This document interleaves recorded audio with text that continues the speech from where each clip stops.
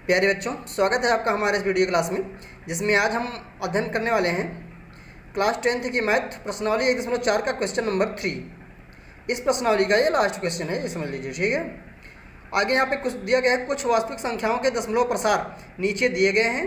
प्रत्येक स्थिति के लिए निर्धारित कीजिए कि यह संख्या परमेय संख्या है या नहीं। यदि यह परमेय संख्या है और P/Q के रूप की है तो Q के अभाज्य गुणनखंडों के बारे में आप क्या कह सकते हैं।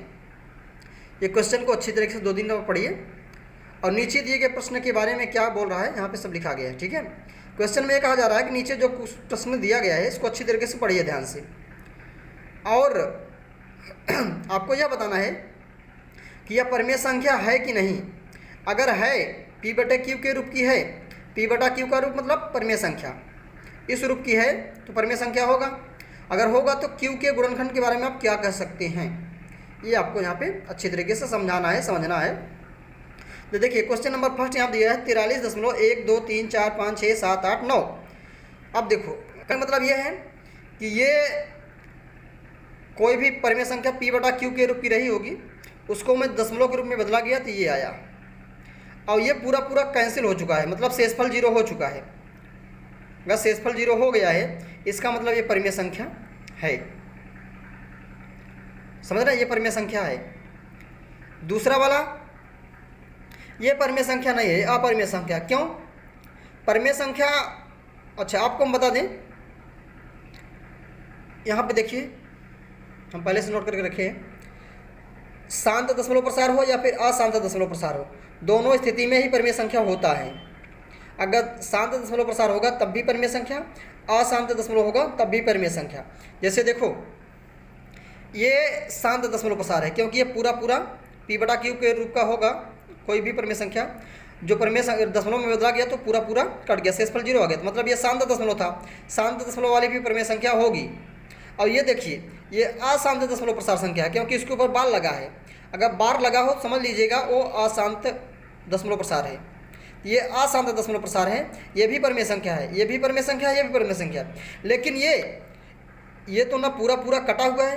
कैसे पता चला नहीं कटा है? क्योंकि यहाँ पे डैश डैश लगा है। आगे ये और इसी प्रकार जा रहा है। ठीक है, आगे अंक जा रहा है अनंत तक, और ना ही इसमें बार लगा हुआ है, मतलब ना तो ये शांत है ना ही अशांत है। इसका मतलब है क्या? ये है अशांत अनावर्ती, अशांत अनावर्ती दशमलव, मतलब अपरिमेय संख्या है। ये क्या है? अपरिमेय। अशांत अनावर्ती दशमलव को ही अपरिमेय संख्या कहते हैं। एक बात और समझिए यहाँ पे, जैसे देखो 4/5 है, हम इसको दशमलव में बदलेंगे आएगा 0.8। कैसे पता चला? भाग का चिन्ह लगाएंगे, बीच वाला यहाँ लिखेंगे 4, यहाँ लिखेंगे 5। अब 4 कम रहेगा, 5 ज़्यादा है तो यहाँ दशमलव बढ़ा के 0 बढ़ा लेंगे, हो जाएगा 40। अब 5 8 40, पूरा पूरा कट गया तो 0.8 आ गया। अगर हम कहते कि 0.8 परमेय है कि अपरमेय, तो आप बताएंगे परमेय, क्योंकि इसका पहले P/Q के रूप का था, इसको दशमलव रूप में चेंज किए हैं तो पूरा पूरा कट गया। तो दशमलव प्रसार क्या हुआ? शांत हुआ। अगर शांत है, दशमलव प्रसार शांत है, दशमलव प्रसार शांत है, इसका मतलब ये परमेय संख्या है। इसी प्रकार यहाँ पे देखो, अगर हम दे दें 1/3, 1/3 इसको दशमलव प्रसार में बदलेंगे आएगा 0.333, ये जाता ही रहेगा 0.333। तो 3 के ऊपर क्या लिखा जाएगा? 3 बार लिख देंगे। 0.33 बार बार रिपीट हो रहा है तो हम लिख देंगे 0.3 बार। अगर बार लगा दिया तो इसका मतलब ये अशांत दशमलव प्रसार है, और अशांत दशमलव प्रसार भी परमेय संख्या होता है। ठीक है, इस बात को आप अच्छी तरीके से याद रखेंगे। अब पहले का हल देखिए, पहले का हल है 43.1 2 3 4 5 6 7 8 9। यहाँ पे दी गई संख्या का दशमलव प्रसार शांत है, इसलिए संख्या परमेय संख्या है, इसलिए यह परमेय संख्या है। और Q के अभाज्य गुणनखंड करने पर वह 2 की घाते n और 5 घाते m के रूप का होगा।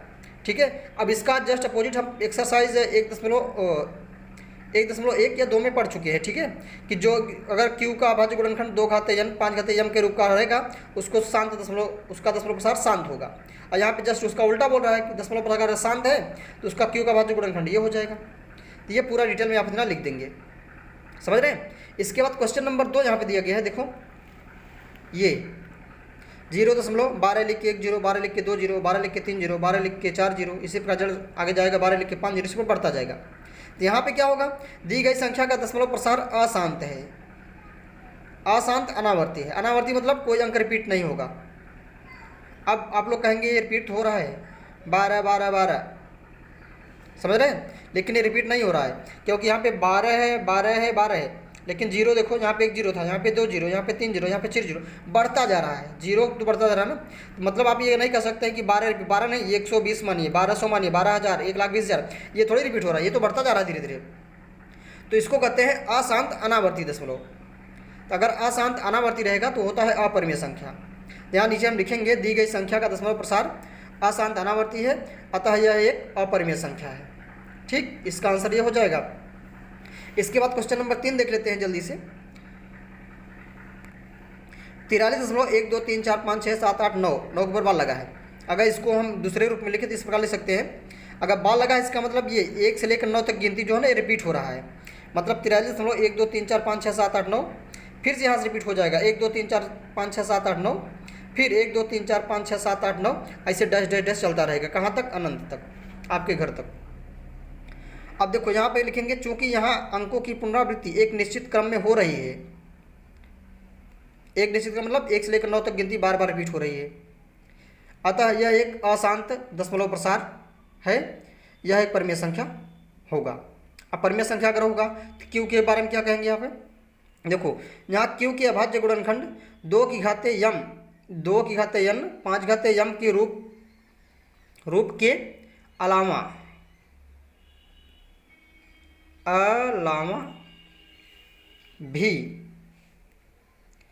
अलावा भी कोई अंक होगा, ये कह सकते हैं। ठीक है, मतलब अगर अशांत है इसका मतलब ये तो आएगा ही, इसके साथ कुछ और अंक आ जाएगा, जैसे 3 आ गया, 7 आ गया, इस प्रकार से 11 आ गया, कोई भी अंक आ सकता है। ठीक है, इसके ये रहेगा लेकिन इसके साथ कुछ ना कुछ और अंक आएगा। यही हम क्यू के बारे में कह सकते हैं। क्यू के रूप के अलावा भी कोई अंक होगा। ठीक है, ये पूरा का पूरा आप इतना लिखेंगे तो आपको इस क्वेश्चन का पूरा आंसर ठीक रहेगा और आपको पूरा एग्जाम में नंबर मिलने की संभावना रहेगी। ठीक है, आशा करते हैं आपको ये क्वेश्चन अच्छे तरीके से समझ में आएगा। अपनी तरफ से पूरा प्रयास किए हैं समझाने का।